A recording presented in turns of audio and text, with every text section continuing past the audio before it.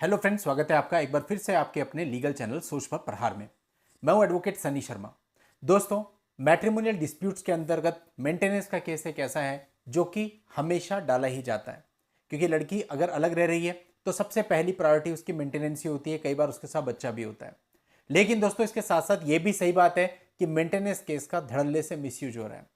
और दोस्तों, आज जो जजमेंट मैं आपके सामने पेश करने वाला हूं, ये बहुत ही प्यारा जजमेंट है। किस सेंस में? क्योंकि आपके साथ भी मेंटेनेंस के केस चलते हैं और हमारे को कई सारे कॉल भी ऐसे आते हैं कि सर मेरी पत्नी इतना कमा रही है लेकिन मेरे पास कोई प्रूफ नहीं है।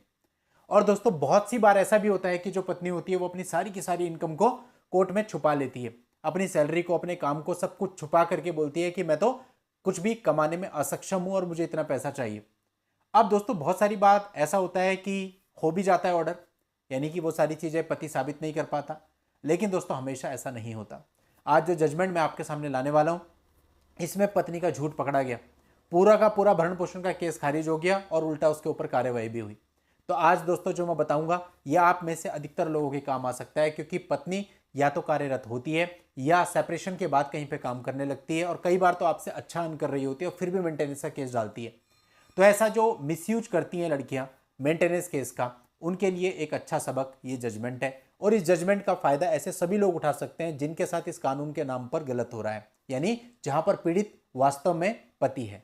तो दोस्तों, इस वीडियो को आखिरी तक देखते रहिएगा। अभी तक भी चैनल को सब्सक्राइब नहीं किया है तो फटाफट चैनल को सब्सक्राइब करके नोटिफिकेशन बेल पर जरूर क्लिक कर दे, ताकि इस चैनल पर आने वाली इस प्रकार की जानकारियां निरंतर और सबसे पहले आपको मिलती रहें।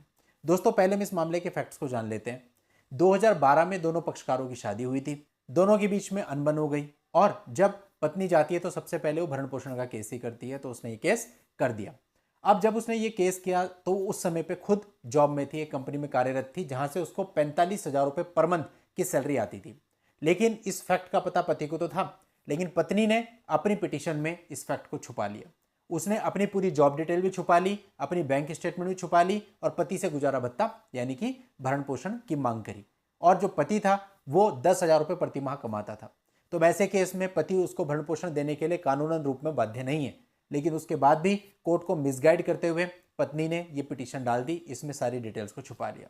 लेकिन दोस्तों, जब मामला कोर्ट में आता है तो हमेशा हमें ध्यान रखना चाहिए कि दोनों ही पक्षकार अपनी अपनी तरफ से कोशिश करते हैं, और यहाँ पे पति ने भी कोशिश करी और उसकी कोशिशों से बैंक स्टेटमेंट निकाल ली गई। और बैंक स्टेटमेंट जब कोर्ट के सामने आई तो सब कुछ स्पष्ट हो गया, सब चीजें पता चल गई। ये पता चल गया कि वो जॉब करती है और पति से कई गुना ज्यादा कमाती है।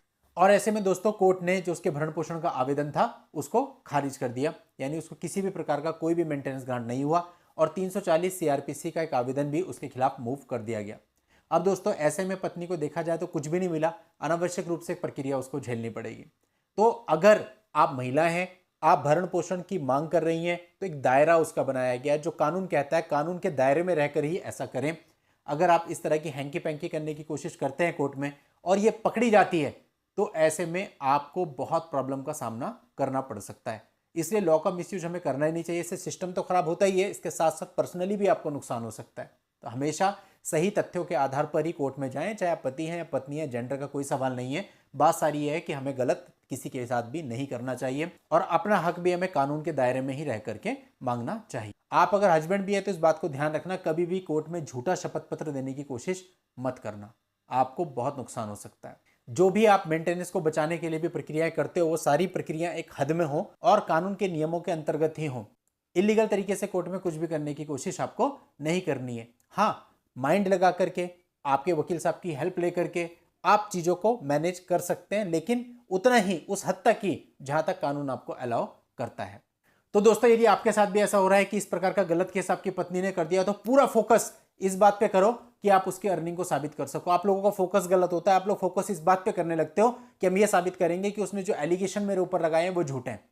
यहां पे वो मैटर नहीं करता, आपने दहेज मांगा, आपने मारा, आपने पीटा, अगर आपका कहना है कि सारे एलिगेशन झूठे हैं तो साबित करने की जिम्मेदारी उसकी है और भरण पोषण पर इन चीजों का कोई फर्क पड़ने वाला नहीं है। आपको एक चीज साबित करनी है कि उसकी अर्निंग है, वो कमाती है। इस साक्ष्य को आप कोर्ट में ले आओ, भरण पोषण केस अपने आप ही खारिज हो जाएगा। उसने क्या एलिगेशन लगाया उससे कोई फर्क ही नहीं पड़ता।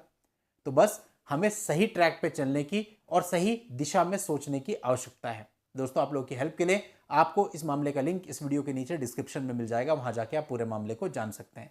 आज की इस वीडियो में इतना ही। नेक्स्ट वीडियो में नई जानकारी के साथ मैं आपसे फिर मिलता हूं। तब तक के लिए good bye and thank you for watching. Take care.